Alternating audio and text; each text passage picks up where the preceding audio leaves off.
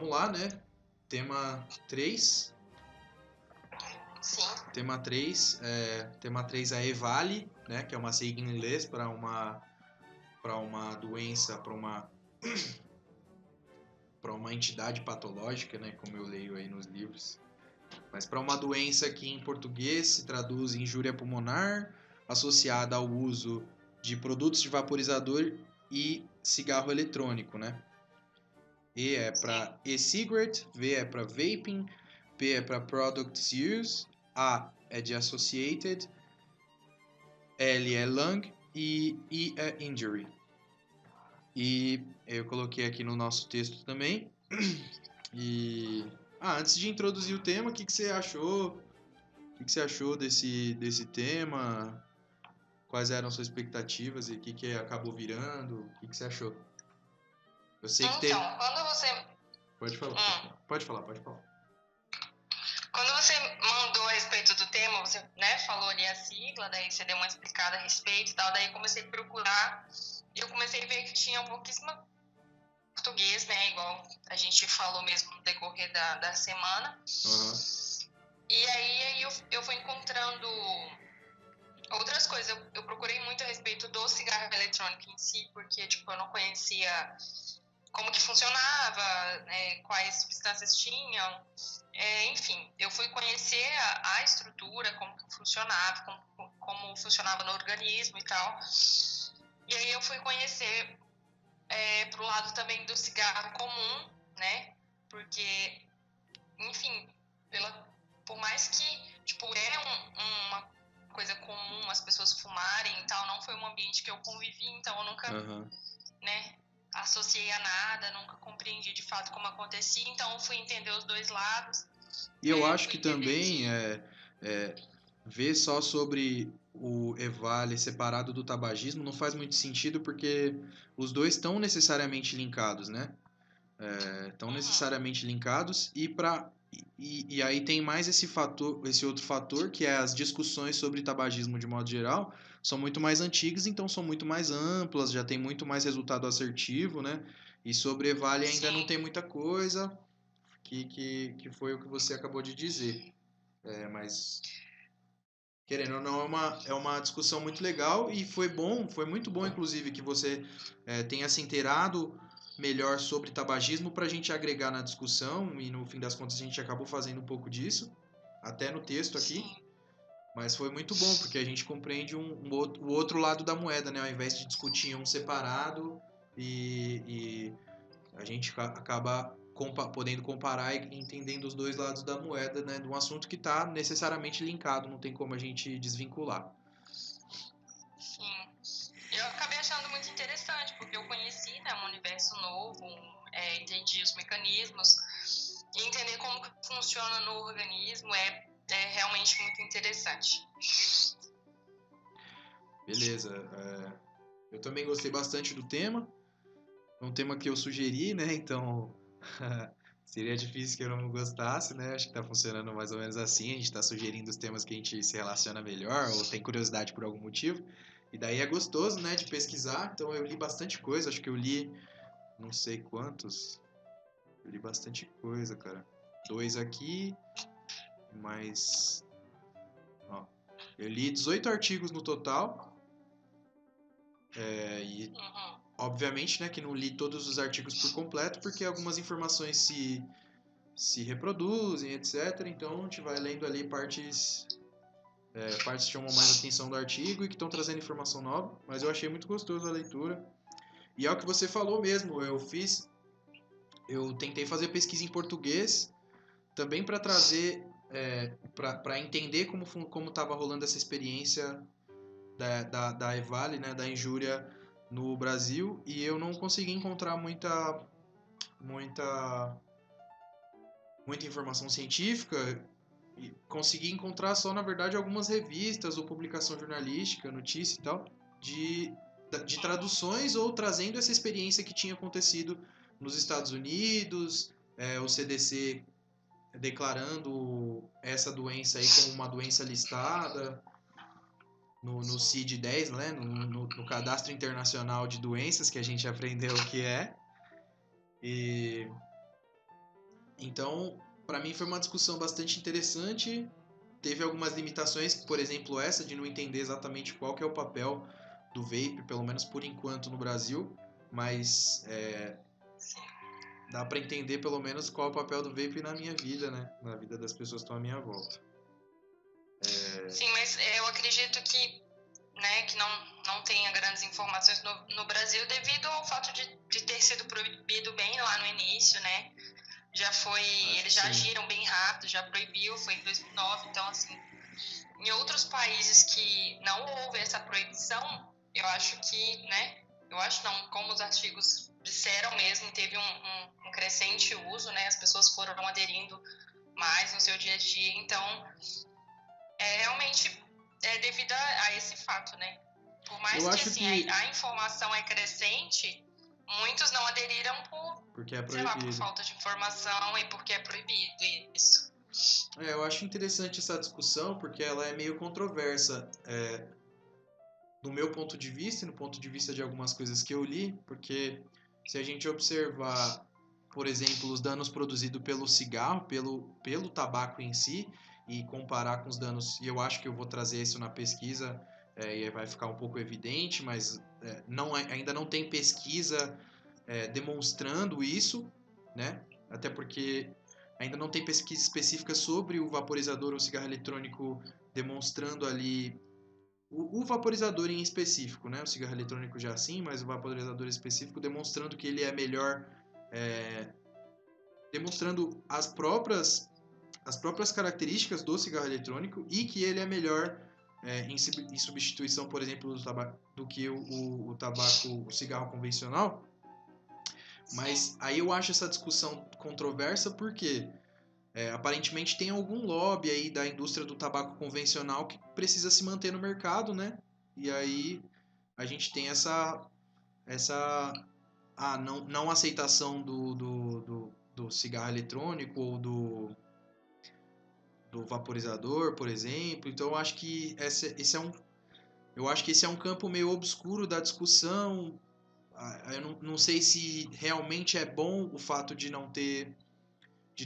ter proibido no Brasil, porque aí demonstra que os números do fumo do tabaco convencional não vão diminuir, porque não tem essa substituição, mas também tem o outro lado, né, de que os adolescentes começando desde adolescentes mesmo, porque tem sabor e etc. Então, é uma discussão bastante controversa.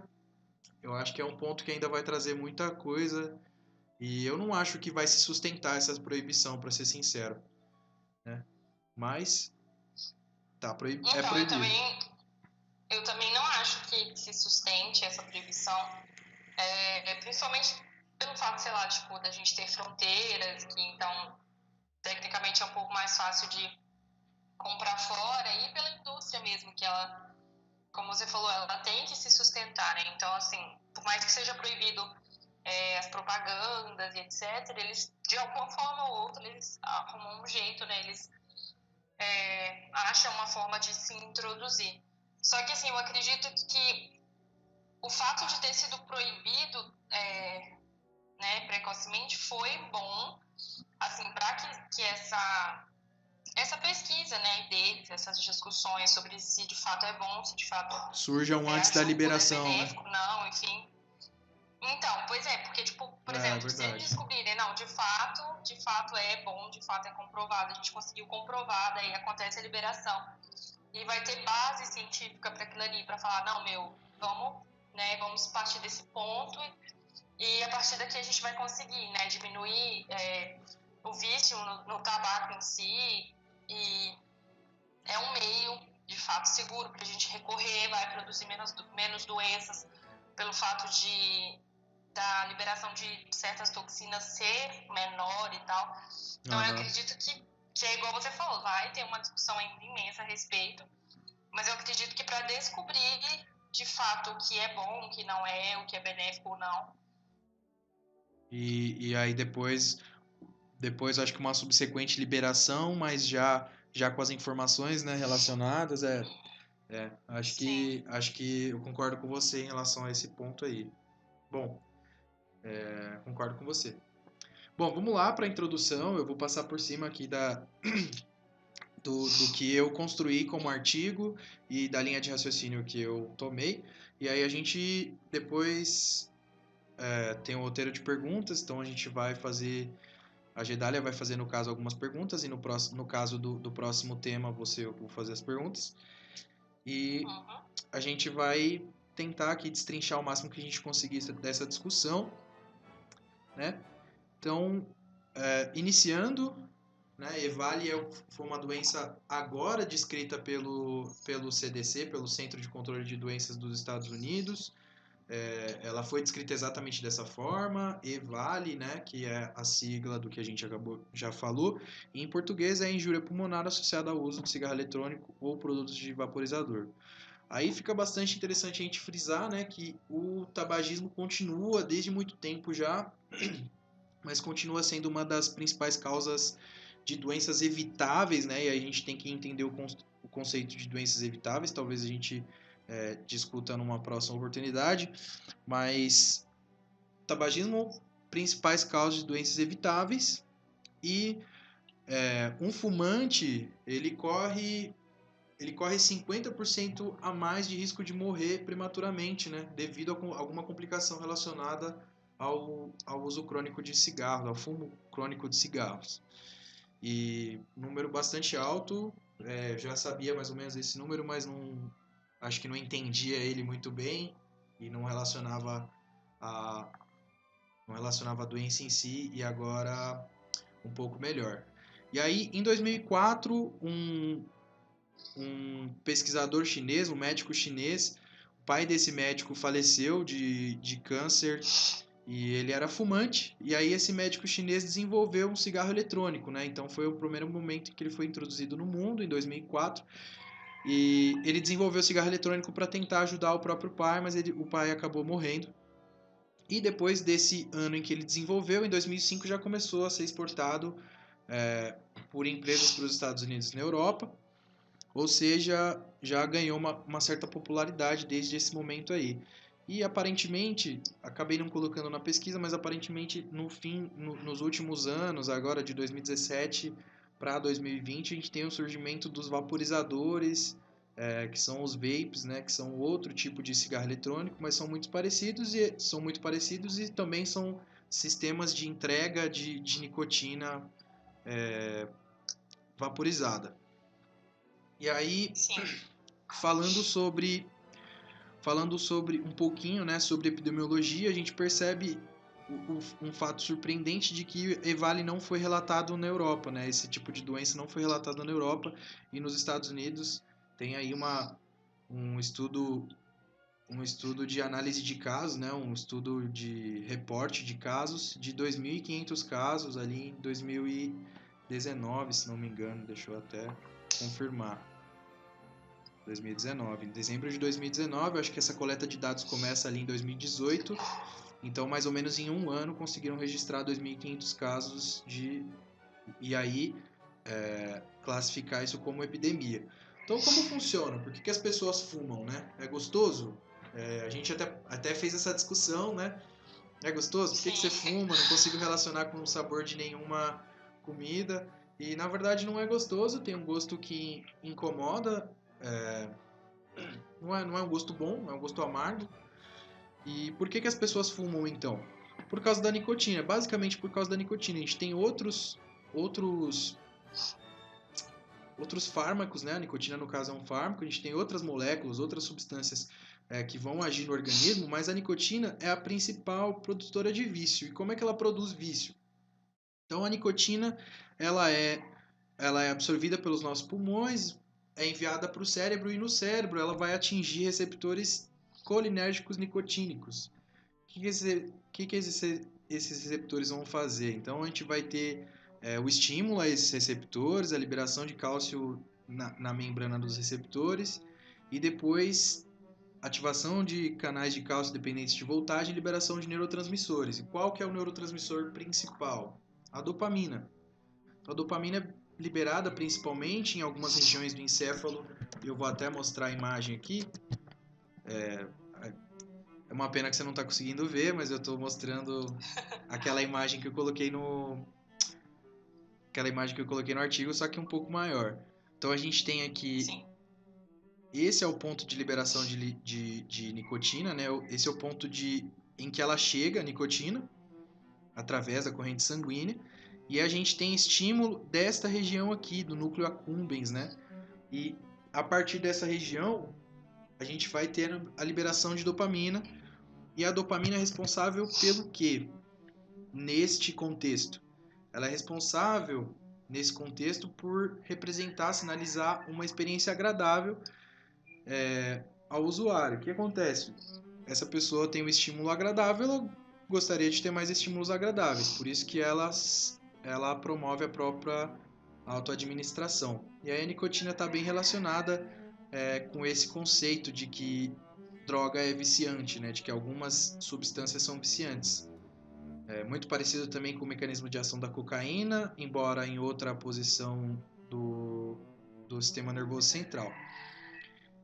E aí um outro conceito do porquê que a nicotina é tão viciante é que ela reduz o limiar de recompensa e esse efeito pode durar mais de 30 dias.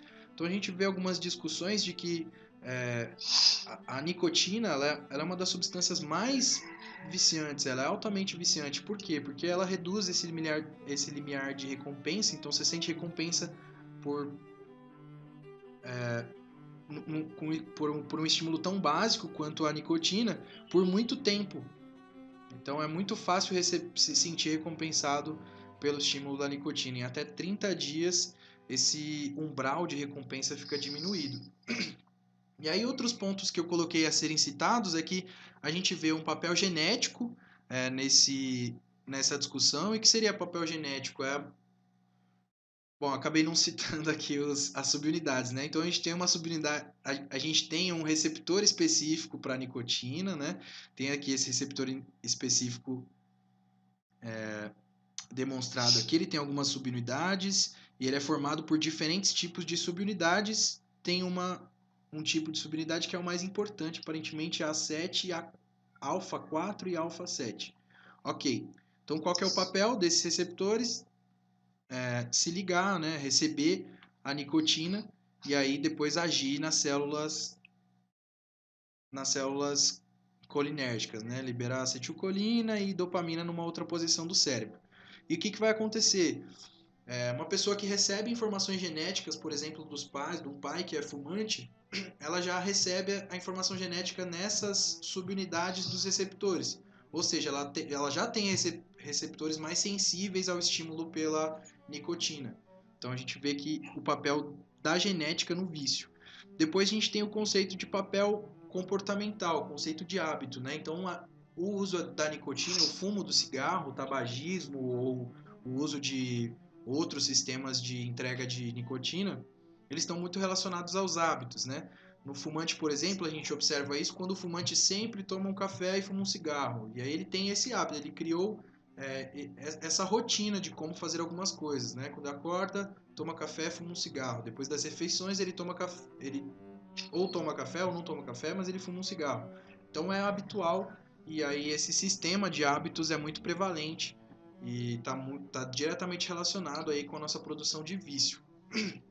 A vulnerabilidade de crianças e adolescentes também é discutida nessa questão. Inclusive, as crianças e adolescentes são o alvo, né, dessa indústria das entregas de nicotina. São um alvo principal.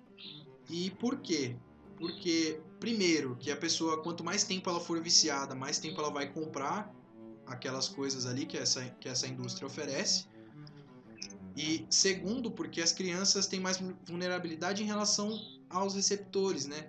As crianças elas sofrem mudanças mais drásticas nos receptores nicotínicos na idade na idade de criança e adolescente.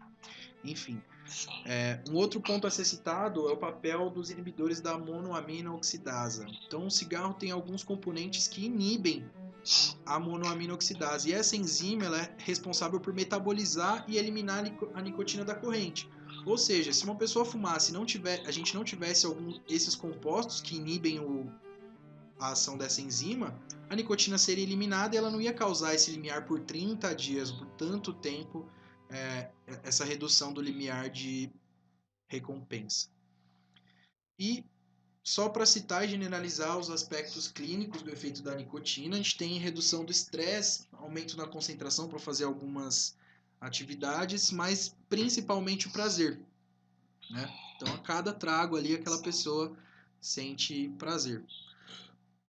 Um outro ponto da pesquisa foi a gente trazer a informação de que se encontraram espécies de oxigênio reativo como subprodutos aí do uso de cigarro eletrônico ou vaporizador. E a gente já sabe, né, da relação das espécies de oxigênio reativo com processos inflamatórios, processos de quimiotaxe de neutrófilos não, de leucócitos de modo geral. E a gente vai relacionar aí com as lesões produzidas pelo cigarro ou pelo próprio vaporizador no parênquima pulmonar. Quais são os componentes do líquido que é utilizado nos vaporizadores? Aí a gente vai se aprofundar ainda mais na discussão do vaporizador. Então, os principais componentes são a nicotina, glicerina e propilenoglicol, são duas substâncias utilizadas para queima, né? Em alta voltagem. Então, a gente tem um filete metálico, né? E esse filete metálico aquece e vaporiza essas substâncias aí. E o grande problema dos líquidos de vaporizador é a não homogeneidade desse líquido, porque diferentes marcas ou diferentes sabores, por exemplo, de líquido vão diferentes compostos. Então a gente vai ter vários compostos com aldeídos e alcoóis, que são os responsáveis por criar os sabores, e esses compostos a gente não sabe ainda o exato efeito no organismo. E aí a gente vai ter um outro grupo, um subgrupo, que é o grupo que utiliza também THC, nesses mesmos vaporizadores, né? Esse subgrupo está relacionado também ao EVALI, né? Então o uso de THC também é descritivo para produção dessa condição patológica. E o THC é uma molécula psicoativa presente na maconha que produz aí os efeitos desejados pelas pessoas que a fumam. E numa comparação no estudo de Wisconsin e Illinois, a gente tem o relato da esmagadora maioria dos pacientes usando o THC. Então fica também a dúvida, né? O THC aparentemente é mais perigoso, mas só o THC é perigoso, porque só utilizar THC com vaporizador é perigoso, ou também utilizar o próprio líquido de vape é perigoso, ou produz patogenia. No estudo aqui a gente tem 11% das pessoas que relataram usar apenas nicotina, mas esses 11% das pessoas disseram a verdade, e aí a própria pesquisa levanta essas discussões. O fato é que essas 11% das pessoas disseram que só usaram produtos contendo nicotina e 60% dessas pessoas nicotina e THC, que é o mais comum.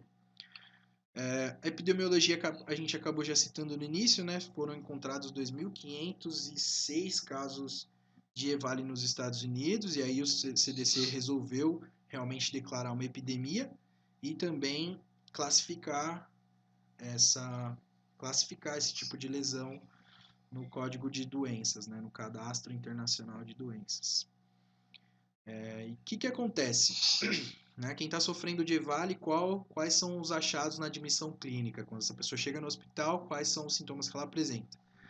Geralmente falta de ar e tosse, né, 85% das pessoas, e também dor no peito. E aí alguns sintomas gastrointestinais, então a maioria das pessoas também relataram sintomas gastrointestinais, náusea, vômito, diarreia e dor. E todos esses pacientes relataram sintomas sistêmico, constitucional. Seria, no caso, a mais comum, febre.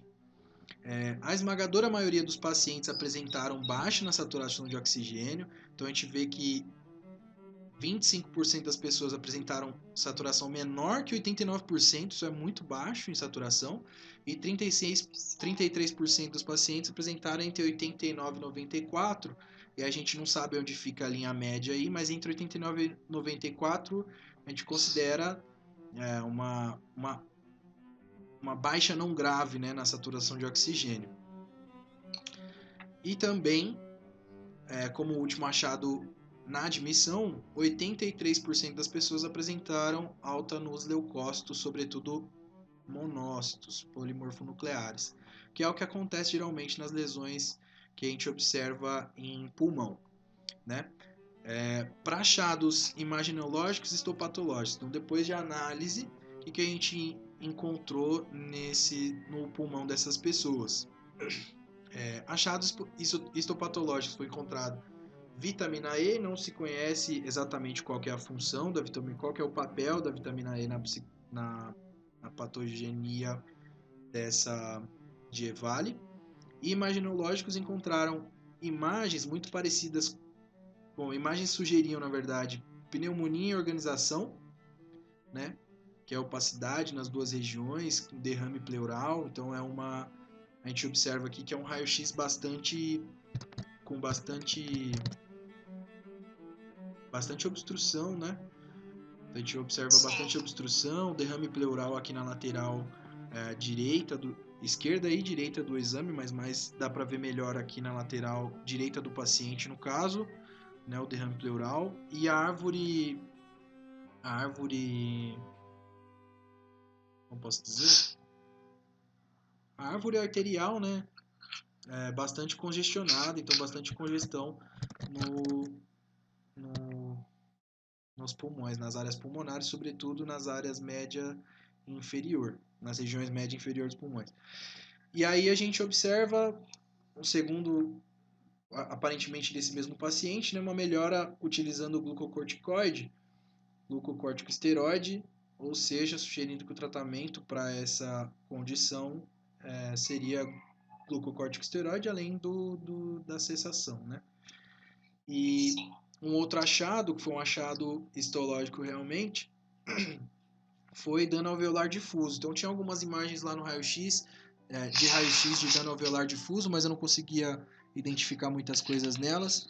E aí eu trouxe essa outra imagem, que é uma imagem histológica mostrando as formações de membranas hialinas, né? Uma formação então fibrótica aí no parênquima pulmonar, que obviamente reduziria a capacidade funcional desse pulmão. Critérios diagnósticos para identificar a EVALI são ainda muito subjetivos, né? Então, a gente vai... O CDC, no caso, classificou EVALI como diagnóstico de exclusão. Então, é necessário excluir, né? O conceito de diagnóstico de exclusão, a gente vai excluir EVALI dependendo dos critérios que foram selecionados, no caso. Então, os critérios para exclusão de EVALI o cliente não ter usado vape durante os últimos 90 dias, ele está excluído, né? Então, se ele se encaixar dentro desses 3 critérios de exclusão, desses 3 critérios, né, para diagnóstico de EVALI, a gente vai fazer uma busca e tratamento relacionado a EVALI mesmo. Então, os critérios de exclusão são 90 dias, os últimos 90 dias utilizando o vape. Outras etiologias têm que ser eliminadas, né? Outras formas, agentes infecciosos, enfim, outras causas. E achados de imagem torácica têm que ser anormais, né? Tem que apresentar ou pneumonia em organização, dano alveolar difuso, tem algumas outras complicações que eu acabei não citando aqui. Mas as mais comuns são pneumonia em organização e dano alveolar difuso. A gente parte para fisiopatologia, como que ela se dá, né? Então, a gente vai ter alta produção, como já citado, alta produção de radicais livres, né? Como subprodutos do consumo do vaporizador. E aqui a gente está falando só sobre vape, só sobre EVALI, só sobre produtos do vape, cigarro eletrônico. E aí a gente tem supressão da ativação do óxido nítrico, o que acarreta uma disfunção da permeabilidade do endotélio, né?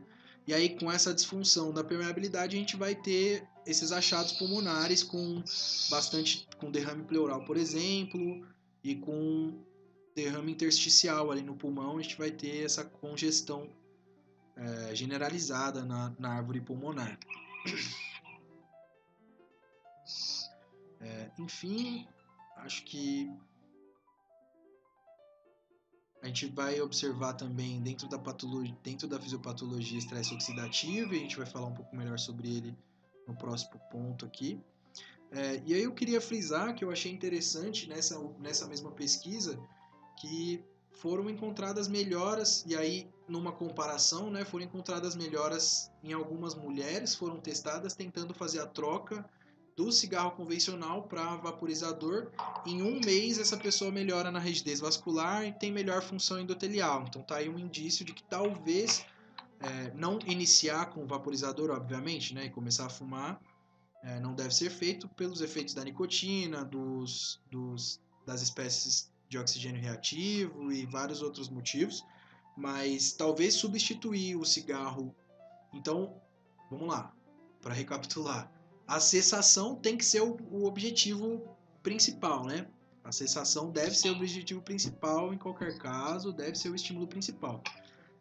Mas pode ser avaliado, aparentemente pode ser avaliado a substituição do cigarro convencional para a utilização de vaporizador, porque tem evidências de melhora na função endotelial minimamente.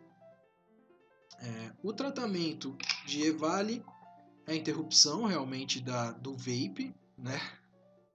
E a administração de glicocorticoides. Nesse contexto eu acabei não conseguindo compreender exatamente por que a gente está fazendo utilização de glicocorticoide. Acabei não me aprofundando para ler, mas acho que deveria, talvez. Eu acho que a gente vai diminuir, né, as produções inflamatórias de modo geral, vai diminuir a quimiotaxia de neutrófilo, etc. Mas não consegui entender completamente o contexto dessa utilização de glicocorticoide.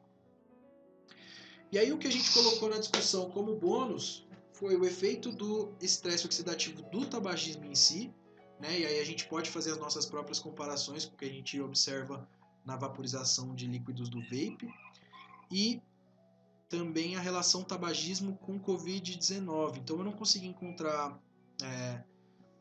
uma relação estrita do EVALI, né, do uso da injúria pulmonar produzida pelo uso de vaporizadores e seus produtos, mas aí você trouxe essa informação bastante interessante da relação do tabagismo com o Covid. E nesse caso, a gente vai discutir o que? O cigarro, principal agente da DPOC, da doença pulmonar obstrutiva crônica, e contém aproximadamente 10 moléculas oxidantes a cada trago, né? a cada trago, basicamente, do cigarro.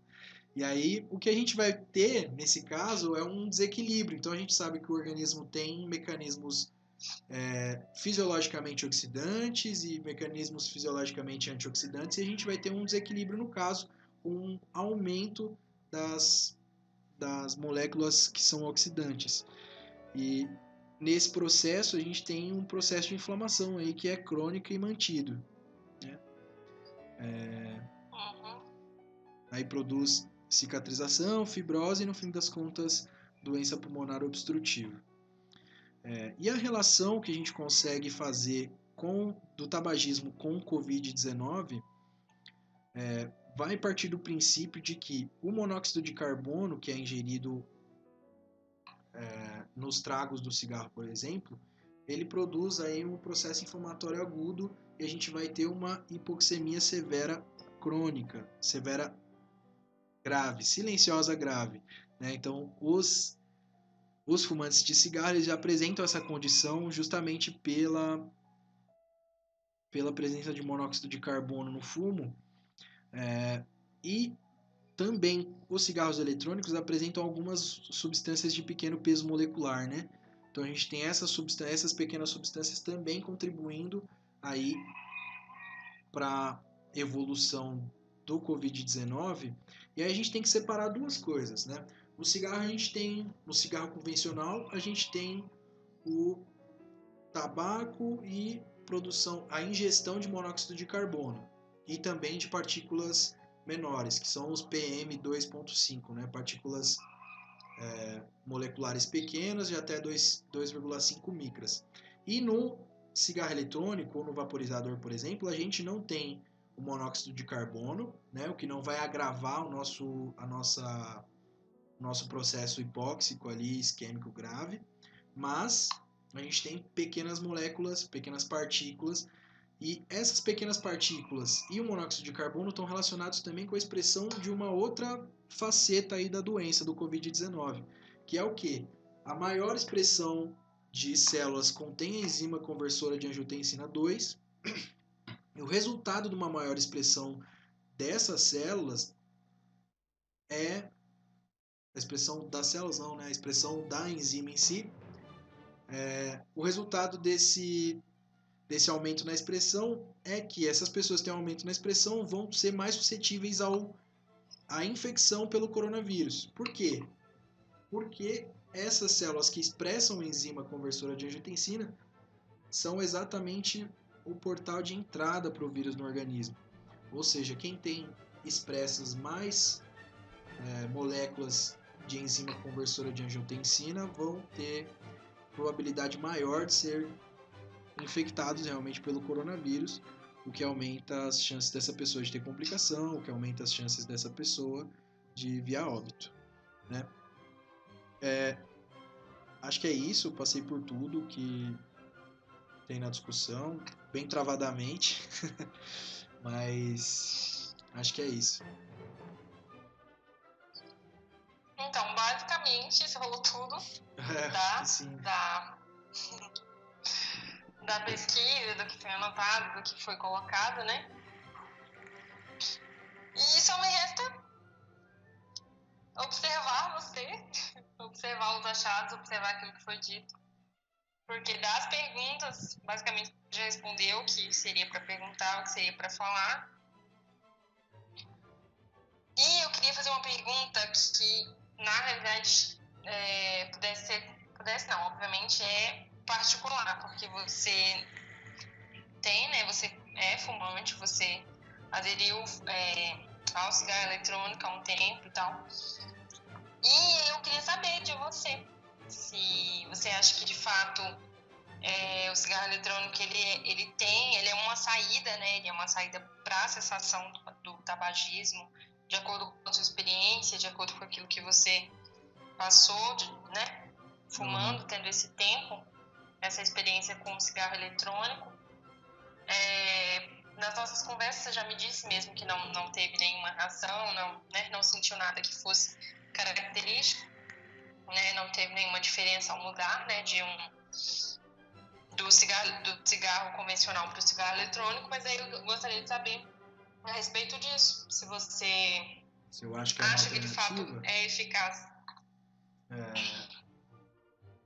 Eu acho que não é uma alternativa à cessação.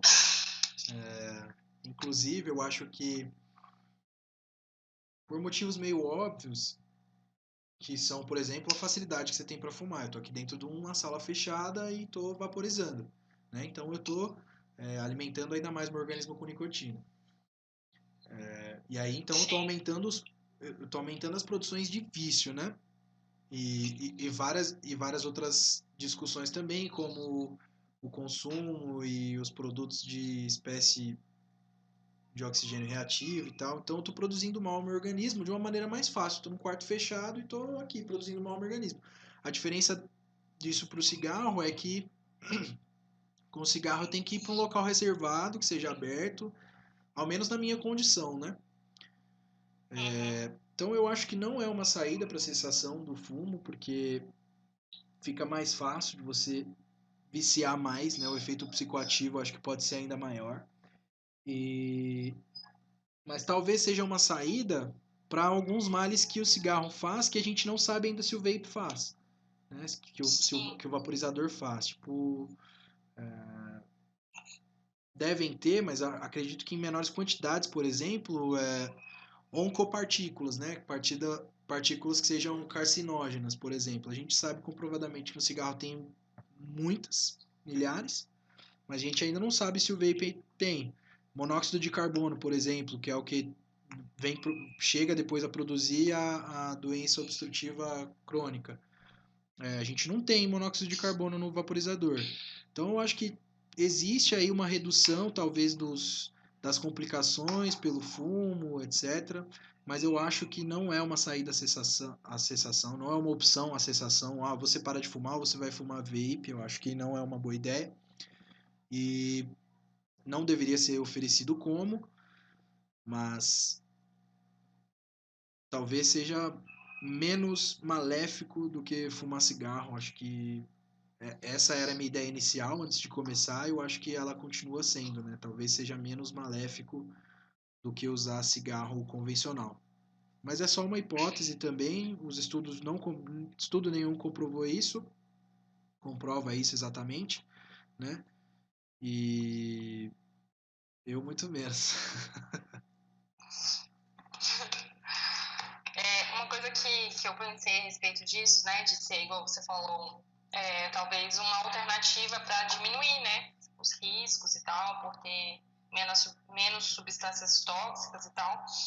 Mas, de qualquer forma, sendo assim, de uma forma rápida, de uma forma bem lenta, vai produzir sim ou sim dano ao organismo. Então, assim, eu acredito que, de uma forma ou outra, é como se fosse para lentificar o processo de dano ao organismo, essa troca, sabe, do cigarro convencional para o vape, porque de qualquer forma, Sim, seja minimamente invasivo ou seja, sei lá, outras patologias, mas vai induzir alguma coisa, vai induzir, sim, né, concordo. alguma patologia futura.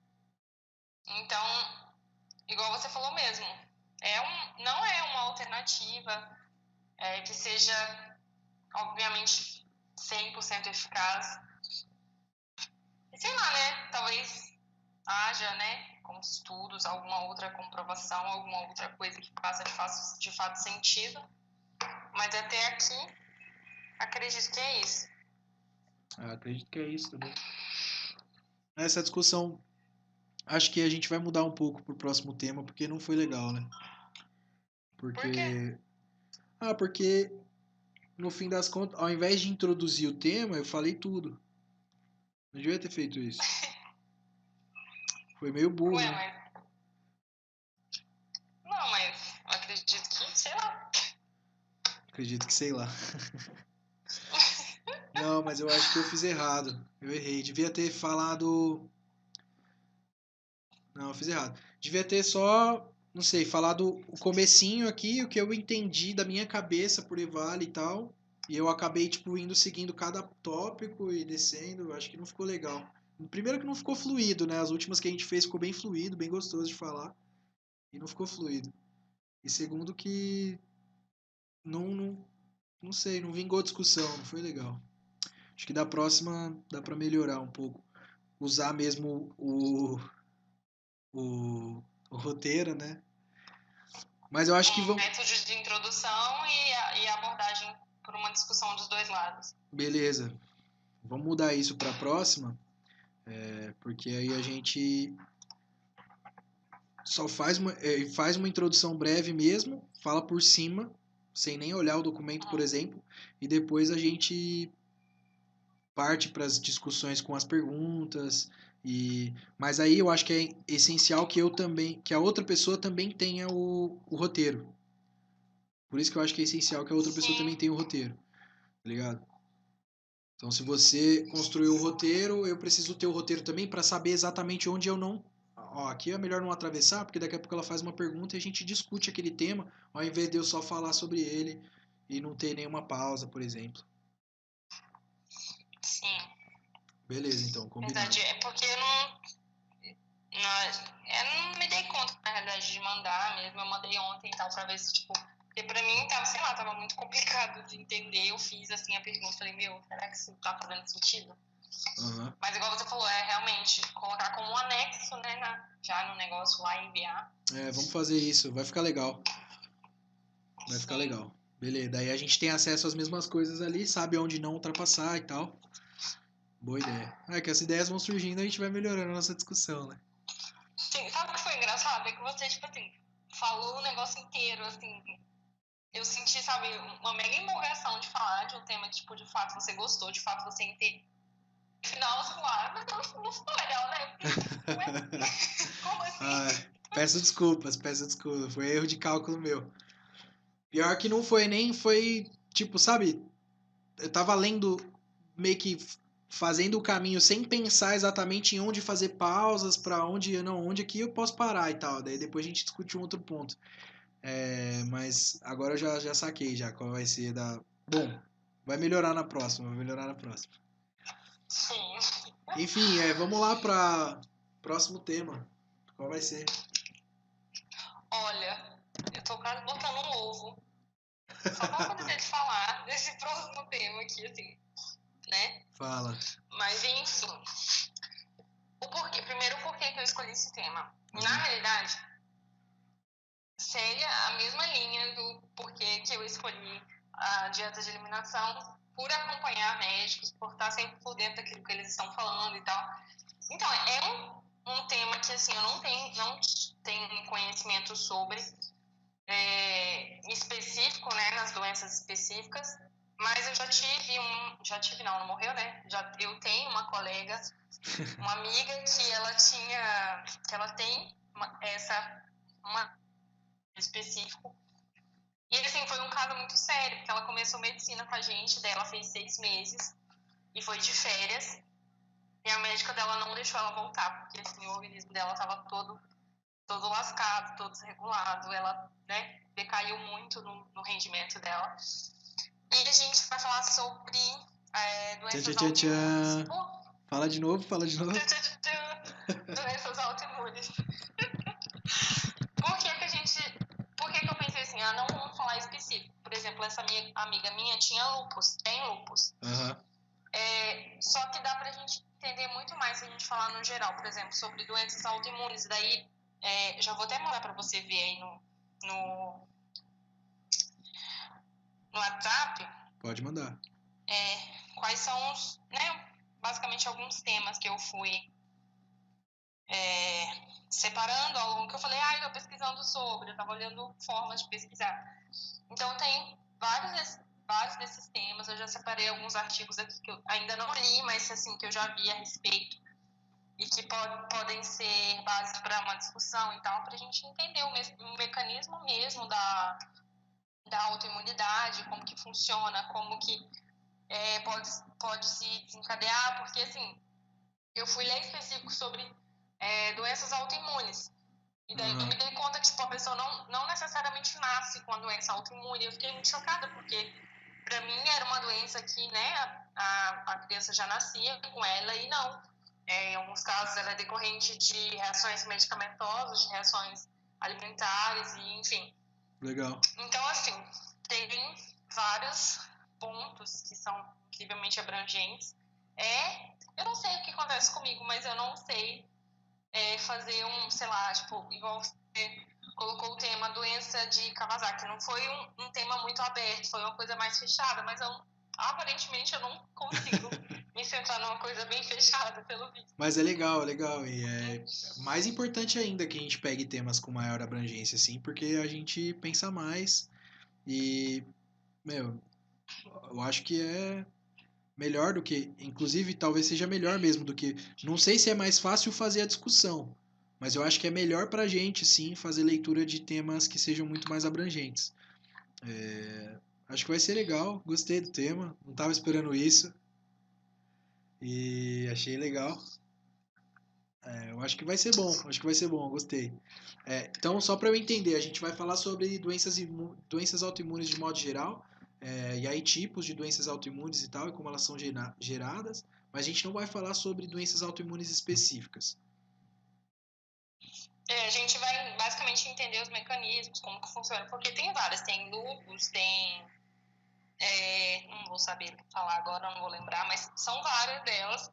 tipo assim, a gente não vai entrar, por exemplo, vai ter um artigo que vai citar lúpus, mas tipo, a gente não vai entrar no mecanismo completo a respeito. A gente vai entender basicamente como funciona no geralzão.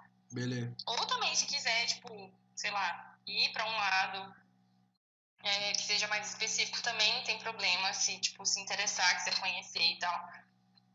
Beleza. Mas eu acredito que, né, vai ser Vamos ficar interessante mais... entender como que funciona o nosso sistema imunológico, o porquê que ele chega, né, nessa conclusão de que tipo, nós mesmos, nossas próprias células são algo que estão causando mal ao organismo, como que, né, o nosso sistema imune ele é modificado, porque no caso, por exemplo, de uma reação medicamentosa, ele vai ser modificado a atacar o nosso próprio organismo, né? Então, assim, Beleza, sei legal. lá, acho que vai ser Acho que vai ser massa, acho que vai ser massa. isso. Beleza, então, combinado. Fica pra próxima semana. Vamos tentar Combinado? fazer na terça. Tentar fazer na terça, né? Vamos tentar de novo. Quem sabe dá certo dessa vez. Beleza, combinado. Foi bom ter lido sobre Evale, gostei. E eu acho que vai ser bem legal também ler sobre doença autoimune e aprender melhor. Combinadaço. Então, Vou parar aqui. também gostei bastante de ler sobre.